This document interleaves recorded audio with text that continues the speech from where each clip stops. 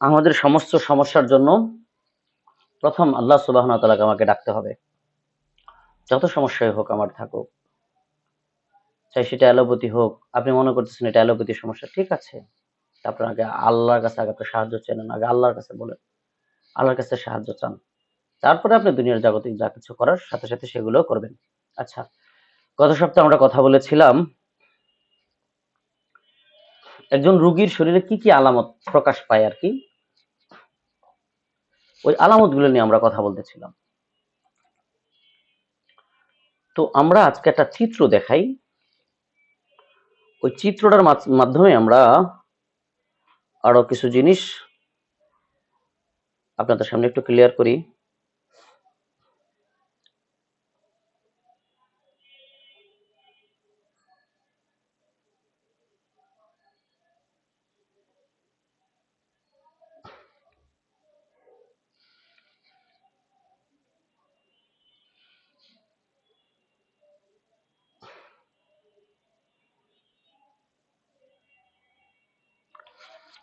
কপাল শিরশির লেগেছিল, আমাতুল্লাহ ভুঁইয়া লিখেছেন, জি আপনার প্রচুর পরিমাণ বদনজর।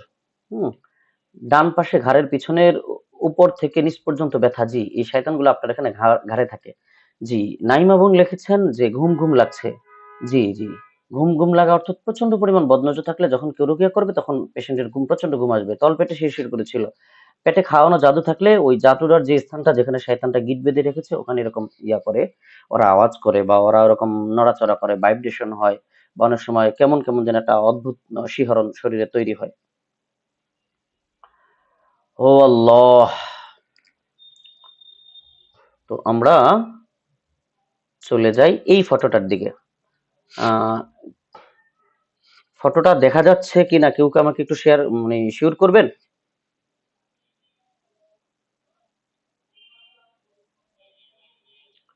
আপনাদের স্ক্রিনে ফটোটা দেখা যাচ্ছে?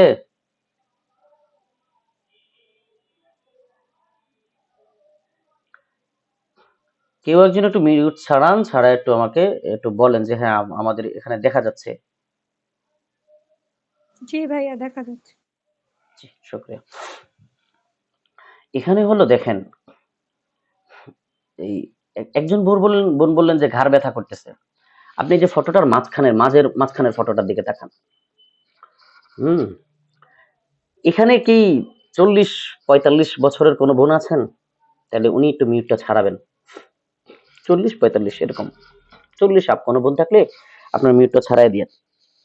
জি ভাইয়া। ঠিক আছে, আপনি আমার সাথে কথা বলবেন। এখানে ঘাড়ের যে দুইটা কালো দাগ দেখতে পাচ্ছেন, জি ভাইয়া। এর উপরে দেখেন দুইটা রগ আছে, আমাদের যে রগগুলা থাকে, হ্যাঁ এই যে রগগুলা মোটা মোটা রগ থাকে ওখানে, এই রগগুলোর মধ্যে ওরা অধিকাংশ সময় বসে থাকে, তখন পেশেন্টের প্রচন্ড লেভেলে এই ঘাড়টা ব্যথা করে তখন। হুম, ঘাড় ব্যথা হয়, বাজে ভাবে ঘাড়টা ব্যথা হয় তখন তাদের আর কি। তো যখন আপনাদের এখানে ঘাড়ে ব্যথা হবে, তো এটা কালো জাদুর আলামত। দেখেন এখানে কিন্তু কালো ফটোটা, মানে চিহ্নটা, সিম্বলটা এখানে কালো দেয়া আছে, এটা হলো কালো জাদুর আলামত। হ্যাঁ, তো মাথার উপরের দিকে আমরা চলে যাই, দুইটা লাল দাগ দেখা যাচ্ছে, জি। তার উপরে গেলে দেখা যাচ্ছে সবুজ দাগ। আচ্ছা, কালো দাগগুলো দ্বারা আমরা বুঝাবো যে এটা কালো জাদু, অর্থাৎ এইখানে যদি কারো ব্যথা করে তাহলে সে কালো জাদুতে আক্রান্ত। আচ্ছা, লাল দাগ যদি কারো থাকে তাহলে সে হলো মাসতুল আশেক, অর্থাৎ কোন শয়তান তার উপরে আশেক হয়ে গিয়েছে, প্রেমিক হয়ে গিয়েছে, এরকম জাতীয় কিছু। তখন তার এই সাইড গুলো ব্যথা করবে, চাপ দিয়া ধরে থাকবে, মনে হবে যে এখানে উকুন আছে, পিড় পিড় পিড় পিড় করবে, চুলকাইবে, বা দেখা যাচ্ছে যে কোনো কিছু এখান থেকে পড়বে না, আসবে না উকুন। তার উপরে দেখা যাচ্ছে সবুজ দাগ। সবুজ দাগ অর্থ হলো যে সে বদনজরে আক্রান্ত হয়েছে। কোন একটা মানুষ যখন প্রাথমিক ফার্স্ট যখন বদনজরে সে আক্রান্ত হয় তখন তার এই জায়গাটা ব্যথা করে। আচ্ছা, তার নিচে আমরা যদি চলে আসি, আমরা কাঁধে শোল্ডারে আমরা দেখবো দুইটা সবুজ দাগ আছে, এটাও বদনজর। অর্থাৎ যখন কেউ বদনজরে আক্রান্ত হবে, মনে করেন আপনি একটা সুন্দর শাড়ি পরেছেন, কোথাও গিয়েছেন, কিন্তু কেউ আপনার দিকে জেলাসি করে তাকালো যে এত সুন্দর শাড়ি, ওকে তো অনেক সুন্দর লাগছে, মাশাআল্লাহ সে বললো না, তখন এর কিছু সময় পরে বা এই 1-1.5 সেকেন্ড পরেই দেখবেন যে আপনার পুরো শরীরের মধ্যে কেমন যেন একটা অস্থিরতা নেমে এসেছে, কেমন যেন অশান্তি কাজ করতেছে, কেন যেন মানে আপনার যে একটা মুড স্বাভাবিক সুন্দর ফ্রেশ হাসি খুশি, এটা দেখবেন যে বাধাগ্রস্ত হবে, এটা আর আগের মতো থাকবে না। হঠাৎ জানি কেমন একটা শিহরণ এসে আপনার শরীরটা অবস্থাটা ছেড়ে দিবে, তখন 5-10 আইটেম 15-20 আইটেম আপনার শরীরের ভিতরে অবস্থা তৈরি হয়ে যাবে। আচ্ছা, এই ঘাড় ব্যথাটা হওয়া বদনজরের আলামত।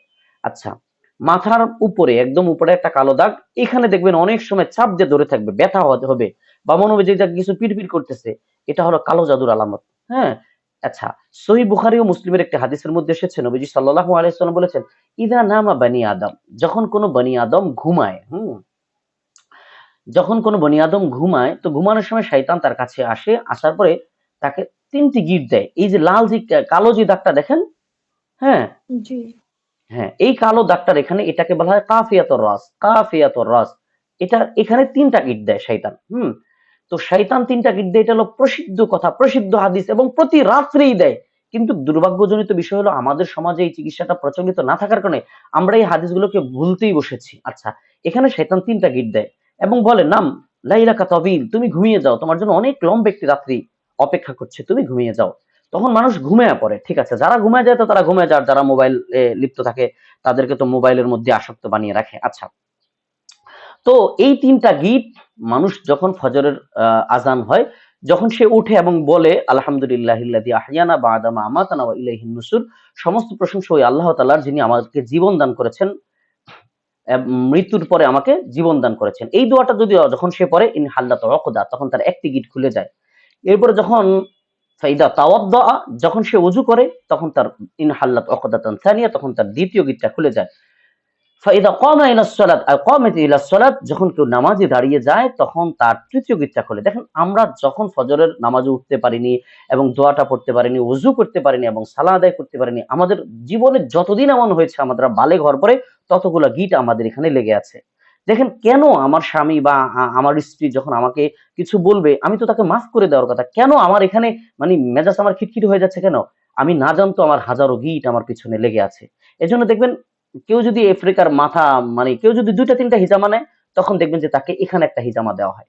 এই যে মাথার যে পয়েন্টটা দেখছেন, এই পয়েন্টটা একটু নিচে, এই পয়েন্টটার একটু নিচে, মানে এই পয়েন্টটা যে যতটুকু জায়গায় দখল করছে তার বরাবর ওই নিচ জায়গাটুকুই একটা হিজামা দেওয়া হয়।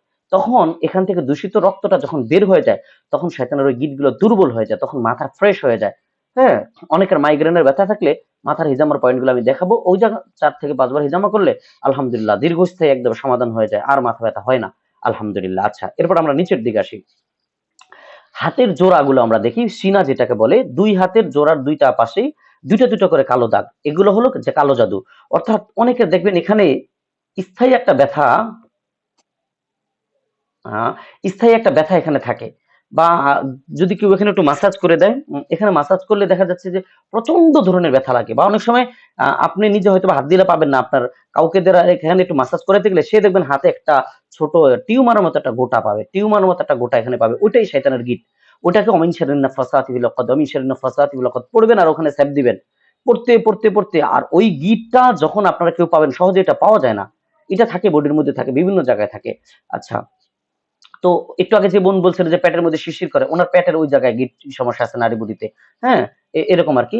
তো এটা যেখানে পাওয়া যায় সেখানে এটাকে আঙ্গুল, মানে বৃদ্ধাঙ্গুল দ্বারা এভাবে ঘষতে ঘষতে ঘষতে অমিন নাফাসাতি বিল উকাদ পড়তে পড়তে পড়তে পড়তে প্রচন্ড ব্যথা লাগবে, মানে এমন এমন ব্যথা লাগবে আপনার, মানে কানতেও মন চাবে, আবার মজাও লাগবে। গিটে যখন চাপ দিবে তখন মন চায় যে কাইন্দা দেই, এটা আপনার কান্না না, শয়তানের কান্না।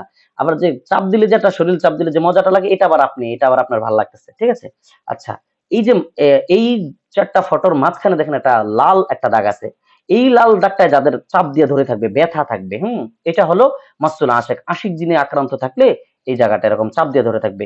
আচ্ছা, এই ফোঁটাটার নিচে আমরা ডানে এবং বামে দুইটা আমরা হাতের মধ্যে ফোঁটা দেখবো, এই হাতটা এই জায়গায় লাফাবে, মাংস বেশি লাফাবে, বা দেখা যাচ্ছে ব্যথা হয়ে থাকবে, এটাও আশিক জিনের সমস্যার লক্ষণ। আচ্ছা, তারপরে আমরা নিচে চলে আসি, এখানে আমরা দেখতে পাচ্ছি 5টা দাগ, আমরা দেখতে পাচ্ছি 5টা দাগ, 2টা দাগ দুই পাশে সিনার নিচে, আর হলো মেরুদণ্ডের মধ্যে, মেরুদণ্ডের এল যেখানে শেষ হয়েছে, লাম্বার ভাটিব্রা যেটাকে বলা হয় আর কি, আল ফাকারাতুল কুতনিয়া যেটাকে বলা হয় আরবিতে, আর ইংরেজি মেডিকেল সায়েন্সে ওটাকে বলা হয় লাম্বার ভাটিব্রা, লাম্বার ভাটিব্রার। আচ্ছা, আমরা এখানে একটু ভাটিব্রা গুলোর পরিচয় আমরা নিয়ে নেই। এখানে আমার হাত কি রাখলে এখানে বোঝা যাবে কিনা? আচ্ছা, এই যে আমি আঙ্গুল রাখতেছি, এই জায়গাটা কি বোঝা যায়? যে কেউ একটু কনফার্ম করবেন। এই জায়গাটা কি বোঝা যায়? না ভাইয়া, শুধু ছবিটাই দেখা যাচ্ছে। আচ্ছা আচ্ছা, ছবি দেখা যাচ্ছে। তাহলে ওই যে লাল যে দুটো ফোঁটা আছে মাথার পিছনে, ওই ফোঁটাটার একটু নিচ থেকে এই একটা ভাটিব্রা শুরু হয়, এটাই যে কালো দাগ যেখানে শেষ হয়েছে ওই জায়গাটা এসে শেষ হয়, এটার নাম হলো গা সার্ভাইকাল ভাটিব্রা। এই সার্ভাইকাল ভাটিব্রার মধ্যে ওরা সমস্যা তৈরি করে। এই সার্ভাইকাল ভাটিব্রার পরে হলো থোরাসিক ভাটিব্রা। থোরাসিক ভার্টিব্রাটা আসলে একদম লম্বা চলে আসবে হলো সে এই যে নিচে আমরা দুইটা কালো দাগের পাশে দুইটা কালো দাগ, মাঝখানে মেরুদণ্ডের হাড্ডির উপরে নিচে বরাবর তিনটা যে কালো দাগ, এর উপরে এই জায়গায় চলে আসে হলো থোরাসিক ভার্টিব্রা। এই থোরাসিক ভার্টিব্রার পরে থেকে শুরু হয় লাম্বার ভার্টিব্রা। অধিকাংশ মানুষের এই লাম্বার অর্থাৎ এল এর মধ্যে এসে সমস্যা হয়। এল এর এখানে ভার্টিব্রা থাকে, 5টা ডিস্ক থাকে এখানে। এই 5টা ডিস্কের মধ্যে এসে সবার সমস্যা হয়। অর্থাৎ যাদের জাদুর সমস্যা আছে তাদের এখানে ব্যথা হবেই, এই থোরাসিক ভার্টিব্রার মধ্যে ব্যথা হবেই।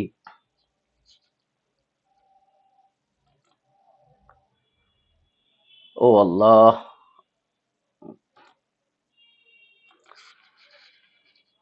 সি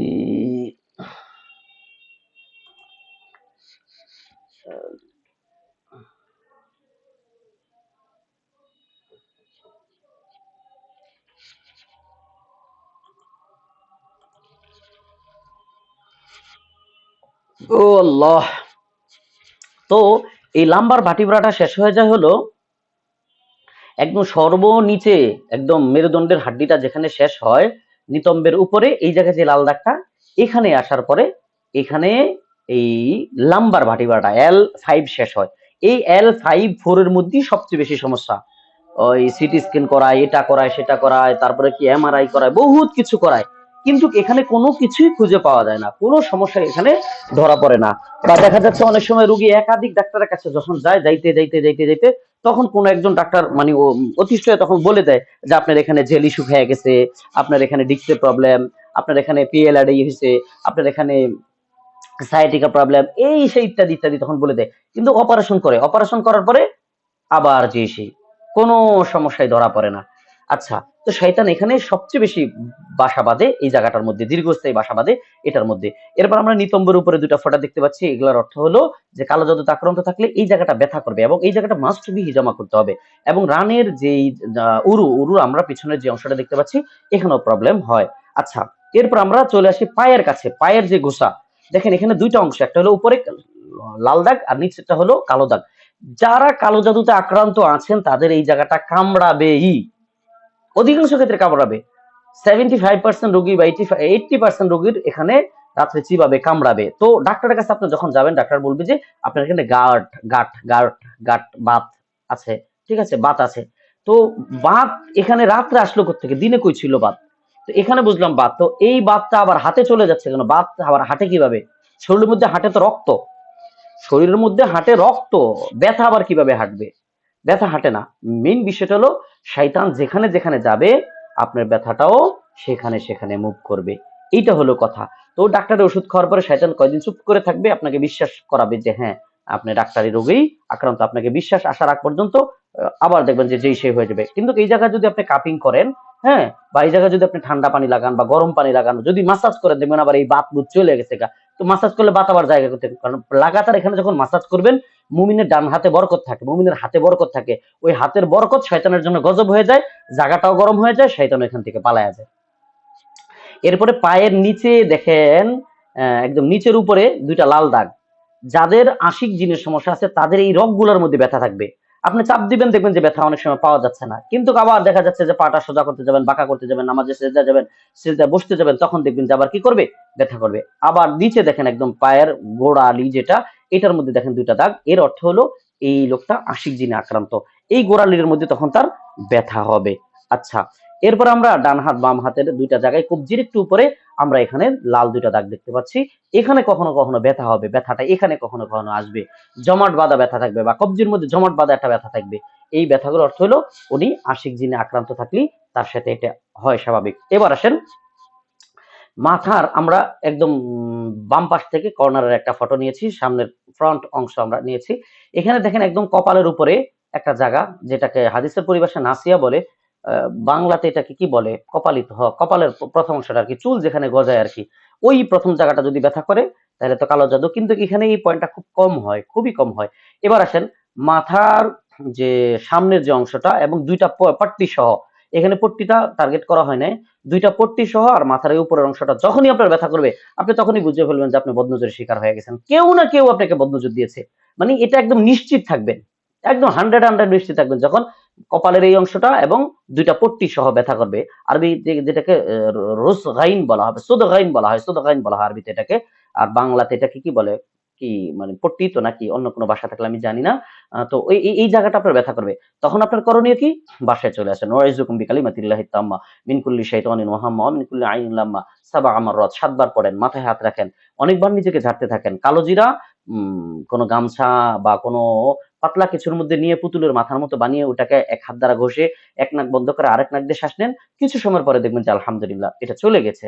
আচ্ছা, এবার আসেন গলায়, গলার দুইটা পাশে দেখেন কালো দাগ আছে। তো এই যে গলার যে পয়েন্টটা এখানে যারা কালো জাদুতে আক্রান্ত থাকে তাদের দুইটা সিমটম দেখা যায়। মানে এটা হলো একদম যারা থার্ড লেভেলে আক্রান্ত হয়েছে তাদের এই সিমটমটা দেখা যায়। সেটা হলো কি,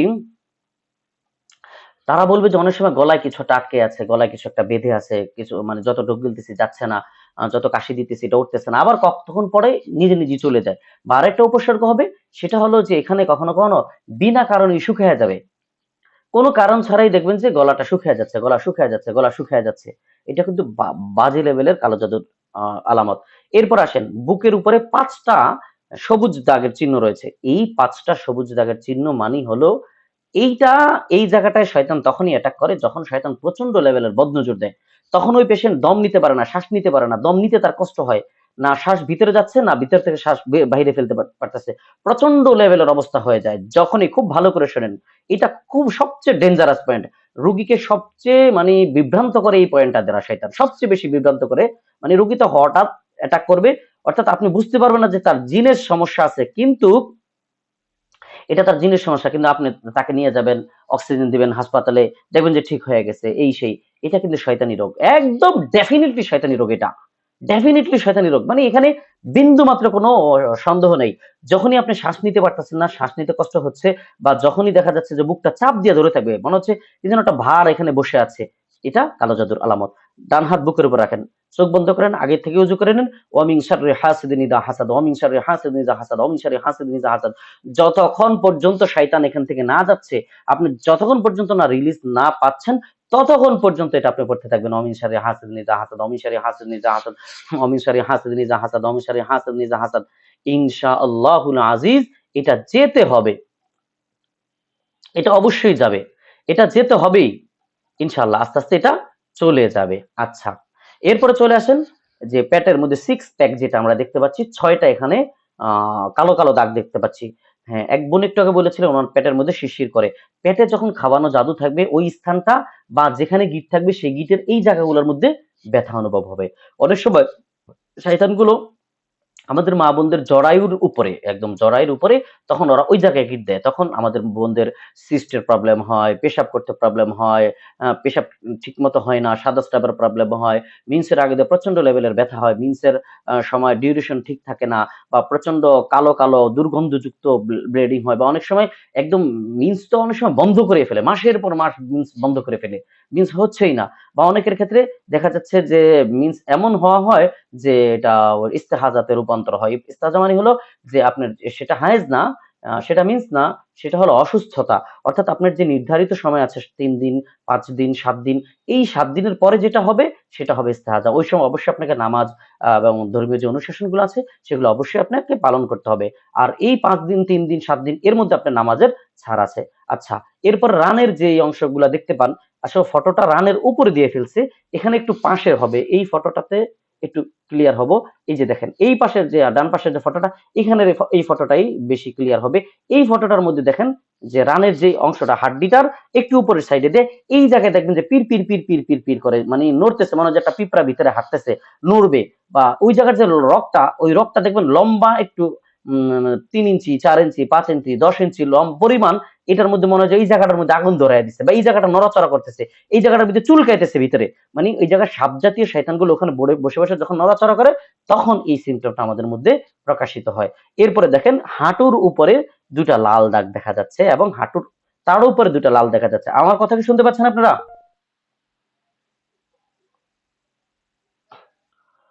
ও জি হ্যালো। ভাইয়া শুনতে পাচ্ছি। হুম হুম হুম। শুনতে ঠিক আছে। পাচ্ছি। হুম। হাঁটুর উপরে দুটা লাল দাগ দেখা যাচ্ছে, হ্যাঁ? এই হাঁটুর উপর দুটা লাল দাগ মানে তার আশিক জিনের সমস্যা আছে। আমরা এই ফটোটা আপনাদেরকে দিয়ে দেওয়া হবে। অর্থাৎ আপনারা এখানে আরবিতে কি লেখা আছে সেটার দরকার নেই। গুগলে ট্রান্সলেশন করলেও এলোমেলো চলে আসবে। আপনারা মনে রাখবেন লাল মানেই হলো আশিক জিনের সমস্যা, কালো মানেই জাদু, আর হলো সবুজটা মানেই হলো বাংলাদেশের পতাকার চিহ্ন মানে হলো বদনজর, যেটা সবচেয়ে বেশি মানুষের পড়ে। হাঁটুর উপরে দুইটা দেখেন কালো দাগ, দুইটা লাল দাগ আছে। যাদের জিন জাদুগত প্রবলেম আছে তাদের হাঁটু কিছুদিন পরে পরে ব্যথা করবেই, চাই বয়স যেটা হোক না কেন।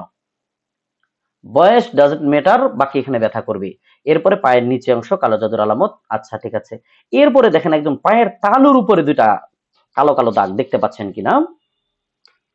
পায়ের একদম তালুতে কালো দুইটা দাগ দেখা যাচ্ছে। তো ওই পায়ের উপরে, আল্লাহ এটা কি চলে গেল নাকি কি হলো বুঝতে তো পারতেছি না। আচ্ছা এই ফটোটা থেকে আমরা দেখাই। উম, আসছে, এখন দেখা যাচ্ছে ক্লিয়ার। একটু বড় করে দিলে। হুম, হ্যাঁ, এখন। ঠিক আছে। এখানে পায়ের উপরে দেখেন দুইটা দাগ। এই দাগগুলা মেইন হলো কি আমাদের পায়ের আঙ্গুলগুলোর যেখানে শেষ হয়েছে, আমাদের পায়ের ভিতরের দিকে যেখানে শেষ হয়েছে, যেখানে জয়েন্ট হয়ে আঙ্গুল হয়েছে, ওই পয়েন্টের একটু উপরে নবীজি সাল্লাল্লাহু আলাইহি সাল্লামের দাইমি সুন্নাহ হলো নবীজি সাল্লাল্লাহু আলাইহি সাল্লাম এখানে হিজামা করেছেন। এবং এখানে হিজামা করলে দেখবেন পুরো শরীরই একদম পাতলা হয়ে যায়। নিজের বডির ওয়েটটা অনেক পাতলা হয়ে যায় এই জায়গায় হিজামা করলে। এখানে অনেক সময় ব্যথা করবে, অনেক সময় চুলকাবে। খামাখা এই জায়গাটা চুলকাবে। কেন চুলকাতেছে? কিছু লাগছে না, কিছুই লাগে না। তারপরে এখানে চুলকাচ্ছে। এর অর্থ হলো কালো জাদুর এগুলো আলামত। বোন বিষয়টা হলো আল্লাহ সুবহানাহু ওয়া তাআলা শয়তানকে আমাদের শত্রু বানিয়েছে। তো আল্লাহ সুবহানাহু ওয়া তাআলা শত্রু বানানোর পরে তো এর থেকে আমাদেরকে কিভাবে বাঁচতে হবে পরিপূর্ণ গাইডলাইন ডিরেকশন আমাদেরকে পবিত্র কোরআন ও হাদিসের মধ্যে দিয়ে রেখেছেন। তো নবীজি সাল্লাল্লাহু আলাইহি ওয়াসাল্লাম তো স্পষ্ট বলেই দিয়েছেন যে ইন্না শাইতানা ইয়াজরি মিন বানি আদম মাজরাদ দাম। নিশ্চয়ই শয়তান বনি আদমের রগের শিরায় শিরায় নড়াচড়া করে, রগের শিরায় শিরায় প্রবাহিত হয়। আচ্ছা এই যে দেখেন, হ্যাঁ, একজন রুকিয়া করতেছে আর তার হাত দেখেন এরকম বাঁকা করে ফেলছে। এটার মানে হলো কি? আচ্ছা কেউ বলতে পারবেন যে এটা কি শয়তান? একটু বুদ্ধি খাটে বলেন তো এটা কি শয়তান? সাপ, সাপের আকৃতি। হ্যাঁ, হ্যাঁ, এটা সাপ জাতীয় মনসা। মনসা যেগুলা ওরা পূজা করে, কালী পূজা করে, মনসা জাতীয় সাপ। এটা আমি অবশ্য দেখাতে চাইনি আপনাদেরকে। অনিচ্ছা সত্ত্বে এটা আমার গ্যালারিতে ছিল, চলে এসেছে। আচ্ছা এখন আমরা এটা নিয়ে কথা বলবো। এখানে দেখেন অনেক সময় আপনার চোয়ালের মধ্যে ব্যথা করবে। হুম? এই চোয়ালের মধ্যে ব্যথা মানে না যে আপনি আঘাত পাইছেন এই সেই, এগুলা কিন্তু শয়তান ওকাত বেঁধে দেয় তখন ব্যথা করে। আমরা ডান দিক থেকে শুরু করেছি উপরের ফটোটা। তারপরে জরায়ুতে ব্যথা, পেটে ব্যথা। তারপরে যে ঘাড়ের যেই অংশটার কথা আমি আগেই বলেছি, হাঁটু ব্যথার কথাও বলেছি। তারপর মাথার যেই অংশটা দেখেন, হ্যাঁ? এই অংশটা ব্যথা করে। আবার মাজার যে অংশটা L4, 5 এই অংশটা, অর্থাৎ এই অংশগুলোর কথা আমরা ওই ফটোর মধ্যে বলে এসেছি। এই জায়গাগুলোর মধ্যে ব্যথা মানেই হলো আমাদের শয়তান এখানে গিট বেঁধেছে। নবীজি সাল্লাল্লাহু আলাইহি ওয়াসাল্লাম যখন বলে দিয়েছেন যে শয়তান আমাদের শরীরে প্রবাহিত হয়, তখন কে আমার শরীরে ব্যথাটা তৈরি করতেছে? অবশ্যই সেটা শয়তান আমার শরীরে এই ব্যথাটা তৈরি করে। আমাকে শয়তানকে টার্গেট করতে হবে। নবীজি সাল্লাল্লাহু আলাইহি ওয়াসাল্লাম বলেছেন, যখনই তুমি তোমার শরীরে কোনো অংশে ব্যথা অনুভব করবে, তো ব্যথা অনুভব করলে তুমি ওই স্থানে হাত রাখো, পড়ো বিসমিল্লাহ, বিসমিল্লাহ, বিসমিল্লাহ ৩ বার পড়ো। তারপর ৭ বার এই দোয়াটা পড়ো, আউযু বিল্লাহি ওয়া কুদরাতিহি মিন শাররি মা ইয়াজিদু ওয়া হাযিরু। এই দোয়াটা ৭ বার পড়ো। তো এই দোয়াটা পড়লে ৭ বার পড়লে শয়তান আর ওই জায়গায় থাকতে পারে না।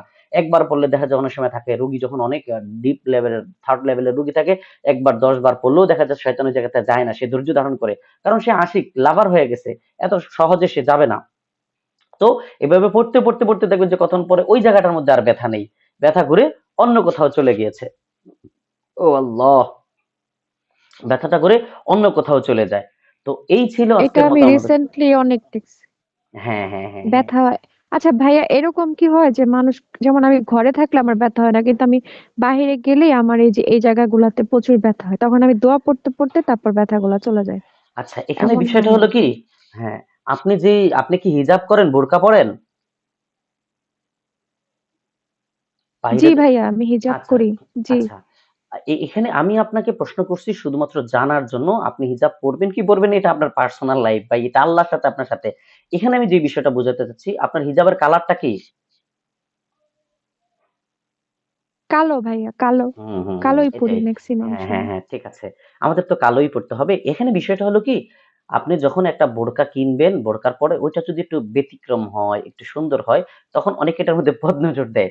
তো ওই বোরকাটা পরেই যখন আপনি বাহিরে যাবেন, বা ওই বোরকাটা পরে যখন ও ঘরে আছেন, এখনো বাহিরে যান নাই, দেখবেন শরীরের মধ্যে উল্টাপাল্টা এই বিড়বিড় পিরপির, এই সেই ব্যথা, আগড়ম বাগড়ম, মেজাজ গরম, খিটখিটা, এই সেই আলিজালি শুরু হয়ে গেছে।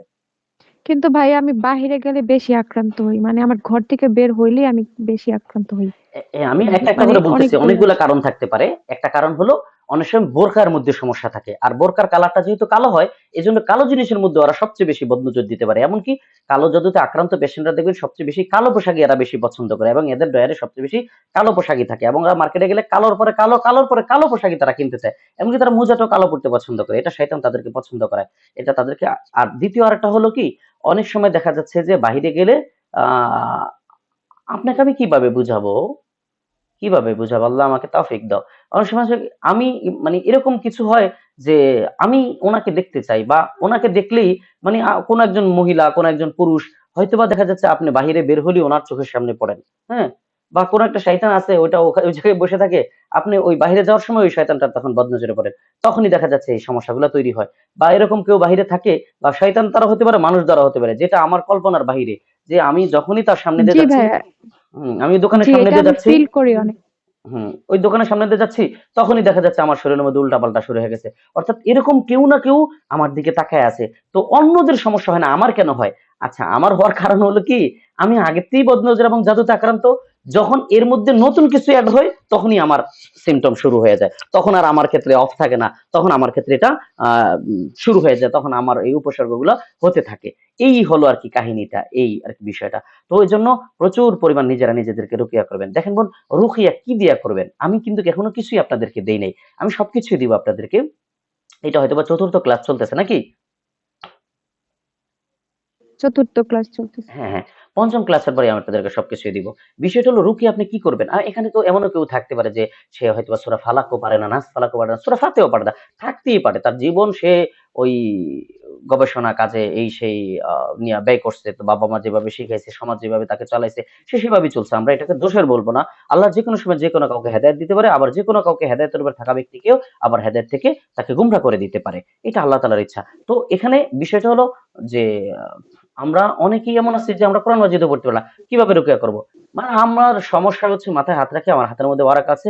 আল্লাহ আমাকে সুস্থ করে দাও। আল্লাহু আকবার, আমাকে সুস্থ করে দাও। আল্লাহু আকবার, আল্লাহু আকবার। আল্লাহ তুমি বড়, আমাকে সুস্থ করে দাও। আল্লাহ তুমি বড়, আমাকে সুস্থ করে দাও। এটাও একটা রুকিয়া। এটাও একটা রুকিয়া। বুঝে আসছে? আমরা সমস্যায় পড়ছি, আল্লাহ সুবহানাহু ওয়া তাআলার কাছে আশ্রয় চাবো। আল্লাহ সুবহানাহু কাছে আশ্রয় চাবো। আর বোন, আমি বাড়তি একটা কথা বলি। মনে করেন আমার কথাটা যদি অপছন্দ হয়, আপনারা গ্রহণ করবেন না। যদি পছন্দ হয়, আপনারা গ্রহণ করবেন। এটা সম্পূর্ণ আপনাদের ব্যক্তিগত ইচ্ছা। এটা আপনাদের ব্যক্তিগত স্বাধীনতা। এটার সাথে রুকিয়ার ক্লাসের সাথে সম্পর্ক নাই। সেটা হলো যথাসম্ভব পারবেন, যতটুকু পারবেন, বোন যতটুকু পারবেন, যতটুকু পারবেন, অ্যালোপ্যাথি ওষুধ শরীরে ঢোকাবেন না। এটা যদি আমার সাথে আপনি তর্ক করেন, আমি মেনে নিব যে আমি হেরে গেছি, আপনি জিতে গিয়েছেন। হ্যাঁ, অ্যালোপ্যাথি ওষুধ যথাসম্ভব শরীরের মধ্যে প্রবেশ করাবেন না। গাছের ওষুধ, গাছ গাছালের ওষুধ, ওগুলো আপনি ব্যবহার করেন, ওগুলা ব্যবহার করেন, প্রাকৃতিক ওষুধগুলো ব্যবহার করেন। আচ্ছা, আপনার অধিকাংশ, আমরা এখানে ১২-১৩ জন বোন আছি, তো অধিকাংশ সময় আপনার মেহমান ঘরে আসার পরে কি আপনি বাজার করেন, নাকি আগেই প্রস্তুতি নিয়ে রাখেন, যখন জানেন যে মেহমান আসবে, পরিকল্পিত মেহমান আসবে, কি করেন আপনারা? আগেই আগেই বাজার বাজার করে রাখি। আগেই বাজার করে রাখেন। দেখছেন? আপনারা কয়েকজনই সমস্যারে বললেন আগেই বাজার করে রাখেন। তাহলে আপনারা হলেন আল্লাহ তাআলার প্রতিনিধি, প্রতিনিধি, প্রতিনিধি, যাদেরকে দুনিয়াতে পাঠানো হয়েছে আল্লাহর প্রতিনিধিত্ব করার জন্য। তো আপনি আল্লাহ তাআলার মেহমান এই দুনিয়াতে। আবার আপনি আল্লাহর কাছে ফিরে যাবেন। মিনহা খলাকনাকুম ওয়া ফিহা নুঈদুকুম তারাতান উখরা। এইখান থেকে, এই মাটি থেকে আপনাকে সৃষ্টি করা হয়েছে। এই মাটির মধ্যে আবার আপনি চলে আল্লাহর সাথে সাক্ষাৎ করবেন। আমরা আল্লাহর সাথে সাক্ষাৎ করব। তো আল্লাহ সুবহানাহু ওয়া তাআলা যখন আমাদেরকে পৃথিবীতে পাঠিয়েছেন, আমরা আল্লাহর প্রতিনিধি, মেহমান। তো আমরা পৃথিবীতে আসার আগেই তো আমাদের খাদ্য, আমাদের ঔষধ সবকিছু আল্লাহ সুবহানাহু ওয়া তাআলা বানিয়ে রেখেছেন। তো আমাদের খাদ্যের অংশ হলো গাছপালা, তরুলতা, সবজি, তৃণলতা, এগুলো তো আমাদের খাদ্য। আমাদের বিভিন্ন খাদ্য হলো মাছ, মাংস, এগুলোই আমাদের ওষুধ রে ভাই, এগুলোই আমাদের ওষুধ। বিষয় হলো আমরা এখন ফরমালিন যেগুলো খাচ্ছি, এজন্য আমরা এখান থেকে ওষুধটা পাচ্ছি না, পেট ভরার খাবারটা পাচ্ছি, আর কিছু এখান থেকে রোগ পাচ্ছি। দেখেন, আপনি প্রচুর পরিমাণ শাকসবজি খাবেন। দেখেন, আমি কিভাবে বুঝাবো, মানে অনেকগুলো শাক, অনেকগুলো সবজি, অনেকগুলো তৃণলতা, ঘাস, গাছের পাতা, এগুলো গরু খায়। এগুলো গরু খাওয়ার পরে গরুর পেটে জমা হয়। আল্লাহ তাআলা ওখানে একটা মেশিন সিস্টেম রাখছে, ওখান থেকে দুধ হয়, ছাগলের দুধ হয়। ওই দুধটা আবার আমাদের জন্য শেফা। হ্যাঁ, আল্লাহ সুবহানাহু ওয়া তাআলা পবিত্র কোরআনে দুধের কথা বলছেন এবং দুধ একটা জান্নাতি খাবার। দেখেন দুধ আমাদের জন্য শেফা। আপনি দুধ খাইতে হবে শক্তির জন্য না, না আপনি এটা ঔষধ হিসাবে খান। যে আল্লাহ এটা ঔষধ বলছে। এই দুধটা আমাদের জন্য শেফা। আমরা মেহমান আসার আগেই আমাদের যে ওষুধ আছে গাছ তরুলতা এই গাছই আমাদের ঔষধ রে ভাই। এই গাছই আমাদের ঔষধ। এই সমস্ত গাছের মধ্যে আমাদের ঔষধ নিহিত। নবীজি সাল্লাল্লাহু আলাইহি ওয়াসাল্লাম বলছেন মা আনজালাল্লাহু দান ইল্লা নাযালা বিহি দাওয়া। কোন রোগ পৃথিবীতে নাই এমন যেটার ঔষধ আল্লাহ সুবহানাহু ওয়া তাআলা সৃষ্টি করেন নাই। সব রোগের আছে। এখন আপনি যদি অ্যালোপ্যাথিতে যান তাহলে আপনি ক্যান্সারের চিকিৎসা এখানে পাবেন না। আপনি অ্যালোপ্যাথিতে গেলে আপনি ব্যথার কোনো প্রপার চিকিৎসা আপনি পাবেন না। আপনি অ্যালোপ্যাথিতে গেলে সাইনোসাইটিস মাইগ্রেনের কোনো চিকিৎসা আপনি এখানে পাবেন না। নাই এখানে। তারা ওই কেন হয়? আপনি অ্যালোপ্যাথিতে গেলে বাত ব্যথার চিকিৎসা কখনো পাবেন না। আর এটা আরো ১০০ বছর পরেও অ্যালোপ্যাথি আবিষ্কার করতে পারবে না। কারণ অ্যালোপ্যাথি এটা বলা বেশি হয়ে যাবে। অ্যালোপ্যাথি ঔষধের সিস্টেম অন্যরকম। আ আ এটা আমি নাই বলি। অনেকে হয়তো অ্যালোপ্যাথি ভাইয়া ডাক্তারও আমি থাকতে জানি পারে। আমার আমার আব্বা গ্রাম্য চিকিৎসক, তো আমার আম্মা একটু গ্যাস বেশি হলে গ্যাসের ওষুধ দেয়, জ্বরের ওষুধ দেয়। আমার আম্মার অবস্থা ওষুধ খেয়ে খেয়ে এত খারাপ হয়েছে, শরীর হাত শুকিয়ে, মানে তিনি দিনের দিন কিডনিতে কিডনি ড্যামেজ হয়ে গেছে বলছে, তারপরে মাজা ব্যথা করে, বিভিন্ন রকম অসুখে মনে হচ্ছে জর্জরিত হয়ে গেছে। আমি এটা জানি যে ওষুধের প্রভাব কি, কতটুকু এসব নিয়ে আমার জানাশোনা হ্যাঁ, আছে। আসলে প্রাকৃতিক ভাবে যে চিকিৎসাটা, খাবার দাবার, যে নবীর যে সুন্নত গুলো আছে ওগুলাই যদি আমরা মেনে চলি, আল্লাহর হুম, রহমতে আমাদের অসুখ বিসুখ একবারেই নির্মূল হয়ে যাবে হুম, ইনশাআল্লাহ। হুম। আমি এটা ইনশাআল্লাহ। বিশ্বাস জি করি। বোন। এজন্য আর আমার অ্যালোপ্যাথি ওষুধ এত কিছু মানি ভাইয়া, হ্যাঁ, আমার একটু প্রবলেমের কথা শুনবেন। আমি আচ্ছা, বাচ্চা আচ্ছা। কাচ্চা নিয়ে, আমার বাচ্চাটাকে নিয়ে অনেক প্রবলেমের কথা বোন প্রবলেমের ভিতরে আছি। আমি আচ্ছা একটু বিষয়টা হলো কি যতটা আমারও দোয়া না করি, হ্যাঁ বলেন। ১ মিনিটের মধ্যে বলে ফেলেন। যতটা দোয়া করি আমি যে আমার বাচ্চাটা ভালো হোক, তো আমি দিনের দিন দেখি যে আমি যতটা আল্লাহর কাছে চাই, ও মনে হচ্ছে তার ব্যতিক্রম হচ্ছে। আমার কথা শুনে না, আমাকে মনে হচ্ছে গালি দিচ্ছে, আমাকে দেখতে পারে না, আমি একটা কথা বললে শুনে না, পড়তে বসলে বসে না, কেমন মানে অস্বাভাবিক আমরা কেমন আমরা আচরণ এক করে। কথায় এটাকে ব্যাখ্যা করতে পারি যে আমি যত দোয়া করতেছি আরো সমস্যা বাড়তেছে। তাই তো? আমরা এক কথায় এটাই ব্যাখ্যা জি, বলতে পারি। তারপরে আমি যে কোরআন শিক্ষার জন্য একটা ক্লাসে যাই, সেখানে গেলে আমার চোখ মুখ এত জ্বালা পোড়া করে, মনে হচ্ছে আমি এত ঠান্ডা দিনে তো আমাকে মনে হচ্ছে হালকা করে বাতাস করার লাগে মুখে, এত চোখ মুখ জ্বালা পোড়া করে। যে হুম, জি। আপনি যে একটু আগে বললেন যে আপুদের জরায়ুর ব্যথা করে, তারপরে পিরিয়ড হয় তখন ব্যথা করে, আমার প্রচুর ব্যথা করে। এই যে জরায়ুর জায়গায় এত ব্যথা করে, আমি কি বলবো আপনাকে। এই সমস্যাগুলো আমার, এই যে একটু আগে যখন রুকিয়া করছিলেন, আমার ডান হাতটা মনে হচ্ছে হাতের কবজি থেকে শুরু করে কাঁধ পর্যন্ত পুরোটাই কনকন করছে, ব্যথা করছে। এত জি। নামাজ পড়ি, এত দোয়া পড়ি, তারপরে যে প্রবলেমের ভিতরে আমাকে থাকতে হয়। আচ্ছা বোন, বিষয়টা আমি জ্বর, বলি তারপরে বলি আমার আপনার স্বাস্থ্যটা মনে হচ্ছে ভালো হয়ে উঠছে না হ্যাঁ, হ্যাঁ। আচ্ছা বোন, এগুলা তো সবসময়। থার্ড লেভেলের জাদুর কথা। বিষয় হলো ১ম আপনার বাচ্চার দিকে আসেন। আপনার বাচ্চাকে আপনি দোয়া করতে হবে। এটা হলো দোয়া। হ্যাঁ? আর দোয়ার সাথে, সাথে তাকে জি, চিকিৎসা করতে হবে। সেটা হলো রুকিয়া। অর্থাৎ আপনাকে ২ টা কম্বিনেশন করতে হবে। আর তাকে আপনি রুকিয়াও করবেন এবং দোয়াও করবেন। একসাথে করবেন। তো ফার্স্ট যেটা হবে সমস্যা আরো বাড়বে। কেন বাড়বে? যা কিছু হয় পৃথিবীতে সবকিছু আল্লাহ সুবহানাহু ওয়া তাআলা করেন। তবে আল্লাহ সুবহানাহু ওয়া তাআলা করেন এর পিছনে হিকমত থাকে। এমনও হতে পারে আপনারা পৃথিবীতে একসময় থাকবেন না। সে পৃথিবীতে আল্লাহর প্রতিনিধিত্ব করবে। আপনি আজকে যে দোয়াগুলো জি, করতেছেন এগুলো তার জন্য সেভিংস রেখে দিবে আল্লাহ সুবহানাহু ওয়া তাআলা। তখন তার বিপদ আপদে কোন সময় এই দোয়াগুলো আল্লাহ সুবহানাহু ওয়া তাআলা তার জন্য সেভিংস রেখে তখন তার জন্য এটা প্রয়োগ ঘটাবেন। কিন্তু এখন যদি সে সুস্থ হয় দেখা যাচ্ছে আপনি আর তার জন্য দোয়া করবেন না, এটা বন্ধ করে দিবেন। এজন্য একাধিকবার দোয়া আপনার করা লাগতেছে। আর বোন বিষয়টা হলো আপনি যেভাবে বর্ণনা দিচ্ছেন এভাবে কিন্তু আপনি থার্ড লেভেলে কালো জাদুতে আক্রান্ত। আমি আপনাকে ভয় দেওয়ার জন্য বলতেছি না। যেটা আপনি বুঝতে পারতেছেন। বিষয় হলো আপনাকে এখন করণীয় হলো কি একটু অনলাইনে হোক বা অফলাইনে হোক, কাছে থেকে হোক বা দূরে কোথাও যেয়ে হোক একটু সরাসরি কয়েকটা রুকিয়া সেশন মনে করেন কি ১২ দিনের একটা সেশন, ১০ দিনের একটা সেশন, ৬ দিনের একটা সেশন এরকম একটা সেশন কমপ্লিট করে এরপরে নিজের উপর রুকিয়া যেটা আমি শিখিয়ে দেব এটা এপ্লাই করবেন। ইনশাআল্লাহ দ্রুত ইনশাআল্লাহ উঠে যাবেন। আর আপনার বাচ্চাও অবশ্য সেহরুল মাউরুস বা যেটা আমি বলেছি ঔরসগতভাবে ও জাদুতে আক্রান্ত। ও ওগুলো ইচ্ছা করে না। হ্যাঁ? আপনার ভিতরে শারীরিক জ্বালা পোড়া অস্থিরতা দিবে আর ওর মধ্যে দিবে অবাধ্যতা, দুষ্টামি, মনোযোগ, হ্যাঁ, স্থিরতা কম, হ্যাঁ, অস্থিরতা। ছোটতে কিন্তু ও হুম। অনেক ভালো ছিল। মনে করেন যে ১-১.৫ বছর আগে ও কিন্তু অনেক শান্ত মেজাজের ছিল। আমাদের এলাকাতে সবাই বলতো যে এলাকার ভিতরে ছেলে থাকলে ওই আছে, মানে এত এই নম্র যে ভদ্র। এটাই তো হ্যাঁ এলাকার মধ্যে সবাই বলতো কিন্তু কেউ তো মাশাআল্লাহ বলতো না। এই আস্তে আস্তে ও বদনজর শিকার হয়ে গিয়েছে। জি, তো জি, জি। আমার এখন কিন্তু মনে হচ্ছে এখন সালাতের সবার থেকে ওরই আচার আচরণ ভিন্ন রকম হ্যাঁ, হয়ে গেছে। আচ্ছা এখন সালাতের সময় হয়ে গিয়েছে। তো আমি সালাতে হুম, যাচ্ছি। তো বিষয় হলো অ যাদের প্রবলেম আছে, যারা বুঝতে পারতেছেন যে হ্যাঁ, আমাদের সাথে সমস্যাটা আছে, আমাদের সমস্যা হচ্ছে। অবশ্যই আল্লাহ সুবহানাহু ওয়া তাআলার আশ্রয় নেবেন। প্রতিদিন সময় বের করেন। ১ ঘন্টা বের করেন, মুশকিল। ০.৫ ঘন্টা বের করেন, মুশকিল। ২০ মিনিট বের করেন, মুশকিল। ১০ মিনিট বের করেন, মুশকিল। ৫ মিনিট বের করেন যে ওই ৫ মিনিটে আমি আমার নিজেকে ঝাড়বো। অবশ্যই আপনি ঝাড়ার আগে ঘরকে পরিষ্কার করে নেবেন, সমস্ত ধরনের তাবিজগুলো হ্যাঁ, ফেলে দিবেন, কিছুদিন কায়তন আগে সুতো। যখন আপনার রুকিয়ার চিকিৎসাটা আমি শুনি, তারপর আমি কিছুদিন পরে দুপুরের পরে আমি একটু ঘুমিয়েছি, কিন্তু ঘুমের ঘরে আমি দেখছি যে আমার এসে কেউ আমার গলাটা টিপে আমাকে মেরে ফেলে দিচ্ছে আচ্ছা, খুব এরকমটা, সুন্দর মানে এই কথা যে বল। এসব আমি শুনি, কোনোভাবেই আমি হয়তো কোনোভাবেই ফ্যামিলিতে কারোর সামনে আলোচনা হুম, করি, এটা তখন থেকে মনে হচ্ছে যে আমার এসে কেউ আমার গলাটা চিপে আমাকে মেরে ফেলে দিচ্ছে এরকম। হুম, হুম, কোনোভাবেই জাদুতে আক্রান্ত পেশেন্ট দিনে ঘুমাবেন না। বিশেষ করে ফজরের পরে তো প্রশ্নই আসে না। ফজরের পরে ঘুমায় আপনি জীবনেও জাদু থেকে বের হতে পারবেন না। জাদুতে আক্রান্ত না, আমি পেশেন্ট ফজরের পরে ঘুমাবেন না। ঘুমাই আর না। এশার নামাজের পরে আর বেশি সময় দেরি করবেন না। ফজরের পরে আবার উঠে যাবেন। ফজর নামাজের সময় আবার উঠে যাবেন। ওরা দিনের বেলা প্রচুর পরিমাণে অ্যাটাক করে। শয়তানের ডিউটি টাইম শুরু হয় হলো আসরের সময়টা থেকে ওদের ডিউটি টাইম শুরু হয়। আর ওদের তাহাজ্জুদের টাইম বলা হয় হলো ৩টার সময় বা আড়াইটা ৩টার সময়। এই সময়টা শয়তান হলো মানে তাহাজ্জুদে থাকে বা ওই ১২টার সময় সূর্য যখন মাঝ আকাশে থাকে এইটা সময়টাকে তাহাজ্জুদের সময় বলা হয়। অর্থাৎ ওরা এই সময় প্রচুর পরিমাণে অ্যাটাক করে মানুষকে। নবীজি সাল্লাল্লাহু আলাইহি ওয়াসাল্লাম তো বলছেন সন্ধ্যা হওয়ার আগেই বাচ্চাদেরকে, পশু-পাখিদেরকে এবং গৃহপালিত পশুদেরকে তোমরা ঘরে ঢুকিয়ে ফেলো। কারণ শয়তান তখন বদনজর দেয় এবং শয়তানগুলা ছড়িয়ে পড়ে। তো বোন আপনি একটু চেষ্টা করেন সরাসরি রুকিয়া নেয়ার জন্য। আপনি হয়তোবা রাজশাহীর ওই অঞ্চলের হবেন, নর্থ বেঙ্গলের। আপনি একটু বিশ্বস্ত কোথাও থেকে জি, একটু রুকিয়া নেয়ার চেষ্টা করেন। আল্লাহ সুবহানাহু ওয়া তাআলা আপনার জন্য আমাদের সহায় এলাকায় হোক। সেরকম কেউ নাই, তারপরেও আমি অনলাইনে একজন ভাইয়াকে বলেছিলাম, একটা ভাইকে, তো ওনার বাসা অনেক দূরে, একবারে বরেন্দ্র এলাকায়, ও আল্লাহ! আপনার পুরুষ কেউ থাকলে তাকে অনেক একটু দূরে। রুকিয়া শিখান। ওই যে আমাদের পুরুষ যে কোর্স আছে ওখানে একটু রুকিয়া শিখান। দেখা যাচ্ছে ওনার থেকে ওনাকে হার্ড লেভেলের রুকিয়াটা উনি শিখলে উনি আপনার উপর প্রয়োগ করবে। এরপরে আপনি নিজেও চেষ্টা করবেন। ইনশাআল্লাহ আল্লাহ সুবহানাহু ওয়া তাআলা আপনাকে অবশ্যই শেফা দিবেন। আচ্ছা, একটা কাজ করবেন আমরা পরবর্তী ক্লাসে আপনাদের প্রশ্নগুলো আপনারা রেডি করে রাখবেন, হ্যাঁ? একজন, একজন করে সমস্ত প্রশ্নগুলোর উত্তর দিব।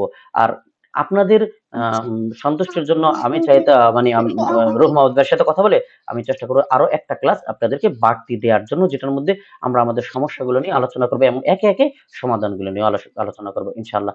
তো আজ এখানেই আমার নামাজের সালাতের সময় হয়ে গেছে। তো সবাই সুস্থ থাকবেন, ভালো থাকবেন, আমার জন্য দোয়া করবেন। আর কোন বোন যেন একটু কথা বলতে চেয়েছেন, আপনি নামাজের পরে আমাকে কল দিন ইনশাআল্লাহ। তো সবাই ভালো থাকবেন, জাযাকুমুল্লাহ। আর আচ্ছা, আমি আচ্ছা। আমি হানাফি মাযহাব অনুসরণ করি, এজন্য মহিলাদেরকে সালাম দেওয়া হানাফি মাযহাবে নেই, এজন্য আমি সালাম দিচ্ছি না। এটা কিছু মনে করবেন না, এটা আমার মাযহাব, আমাকে পালন করতে দিবেন। জাযাকুমুল্লাহ।